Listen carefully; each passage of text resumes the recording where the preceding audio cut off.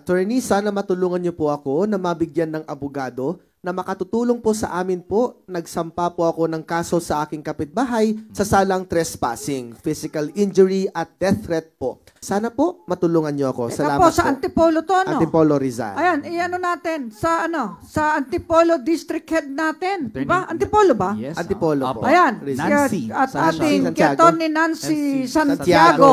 Yun. Tony Nancy, i-repair namin sa iyo to. Itong ito at palagay ko baka nagbarangay ba sila? Dapat dadaan sa barangay mga ganyang klaseng kaso Pero may death threat Tignan natin, bali grave threat yun. Pero tignan natin, baka nagbarangay na yan, kaya nakarating. Tulungan po natin.